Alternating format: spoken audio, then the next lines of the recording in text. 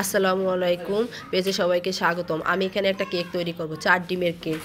কেকটা তৈরি করার জন্য সাদা ডিমের অংশ আলাদা করে নিয়েছি আর কুসুমগুলো আলাদা করে নিয়েছি। বিট করে নিব সাদা অংশটা। বিট করা শেষ। আমি এখন এখানে আর একটা মিশ্রণ তৈরি করব। তার ভিতর দুধ দিয়েছি, ম্যাঙ্গো এসেন্স দিয়েছি, দিয়ে এটা মিশিয়ে রেখে দিব। এই যে আমার বিট করা শেষ হয়ে গেছে, এবার ওভেনে দিয়ে দিব।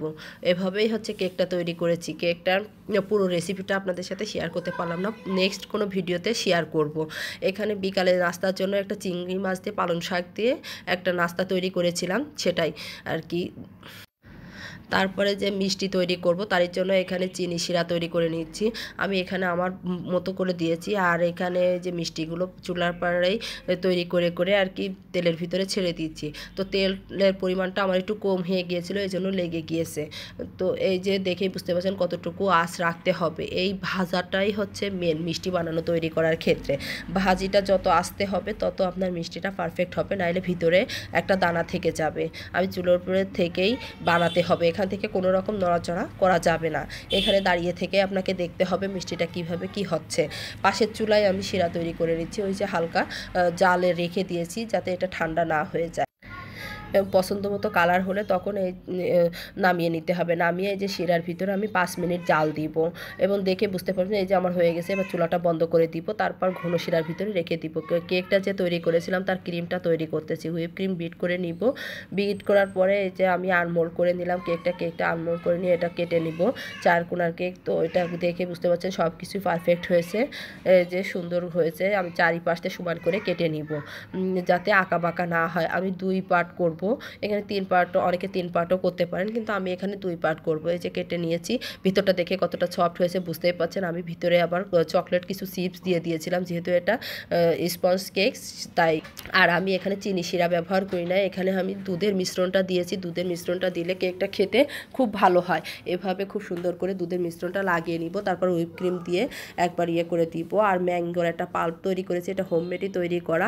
তারপর ক্রিমের উপর দিয়ে দিব, ক্রিমের উপর খুব সুন্দর করে মিশিয়ে দিব।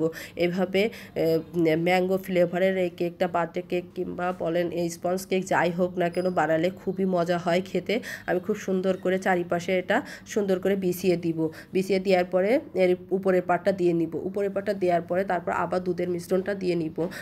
দুধের মিশ্রণটা না দিলে কিন্তু হুইপ ক্রিমটা এর উপরে লাগবে না। আমার যেহেতু ঠান্ডা লেগেছে, ভয়েসটা কেমন হতে পারে জানি না। এখানে ছোটো মাছ তৈরি করব, ছোটো মাছ রান্না করব। ছোটো মাছে আলু পেঁয়াজ এইগুলো সব কিছু একসাথে দিয়ে আদা রসুন গরম মশলা সব কিছু দিয়ে আমি একসাথে মাখিয়ে বসিয়ে দিব। এখানে লবণ দিয়েছি, জিরার গুঁড়া দিয়েছি। আমি আজকে কোনো বাটা মশলা ব্যবহার করিনি। আর কাঁচা টমেটো, কাঁচা মরিচ আর ধনিয়ার পাতা দিব।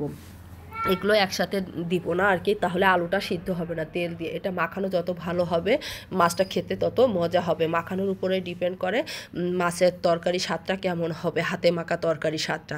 আপনি এটা যত বেশি ভালোভাবে মিশ্রণ করতে পারবেন ততটাই এটা ইয়ামি হয়। এই যে দেখে বুঝতে পারছেন কতটা সুন্দর হয়েছে। এবার পানি দিব, পানি দিয়ে এটা চুলায় বসিয়ে দিব। তারপর কেকের বাদ বাকি কাজগুলো করব। এই যে ফ্রিজ থেকে বের করেছি এবং ফিনিশিংটা তৈরি করব। ফ্রিজে কিন্তু আমি আধা ঘন্টা রেখে দিয়েছি। আধা ঘন্টা রেখে দিলে এটা খুব ভালোভাবে সেট হয়ে যায়। এই যে আমি এর উপরের পাশে এই যে ক্রিমগুলো দিয়ে নিব এবং উপরে একটা শেপ দিয়ে নিচ্ছি, যে ডিজাইন।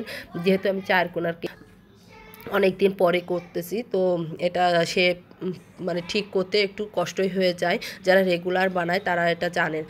এই টমেটো কাঁচামরিচগুলো দিয়ে আসছি, কাটা কাঁচা টমেটোগুলো দিয়ে দিচ্ছি এবং ডিজাইনগুলো এই যে ডিজাইন করে নিচ্ছি। তারপর কেকগুলো তৈরি করে কালারগুলো দিয়ে আমি চারিপাশে কোনো ডিজাইন দিইনি, ওই যে নাইফটা দিয়ে এটা ওই যে ডিজাইন করে নিয়েছি পছন্দ মতো। আর এর উপরে কিছু স্প্রিং ছিল সেইগুলো দিয়ে নিচ্ছি। এই তো কিছু বলও ছিল, সেই বলগুলো আমি এই ফুলের মাথায় দিয়ে দিচ্ছি, তাহলে সুন্দর লাগবে দেখতে। এই যে 150K লেখা হয়ে গেছে। আমি লেখাটাও অনেক দিন পরে লিখছি, এই জন্য হাতটা কাঁপছিল, অক্ষরগুলো অত বেশি সুন্দর হয়নি। যারা রেগুলার আর কি প্রতিদিন করে কাজটা তাদের ফিনিশিংটা খুব সুন্দর হয়। তারপরে আলহামদুলিল্লাহ, তারপর কাজ শেষ করে টায়ার্ড ছিলাম। আমার হাজব্যান্ড ফোন দিয়ে বলল বাইরে একটা মেলা হচ্ছে, সেখানে যাবো কিনা। তো আমরা রেডি হয়ে মেলায় গেলাম। মেলায় যেয়ে এই যে সিরামিকের জিনিসপত্র দেখলাম। আমার আজকে সারাদিনের ভিডিওটা কেমন লাগলো আপনাদের কাছে, যদি ভালো লাগে তাহলে লাইক করবেন, শেয়ার করবেন এবং পাশে থাকবেন। এই তো সারাদিন আমার ভালো থাকবেন, আপনারা সবাই সুস্থ থাকবেন। আমাদের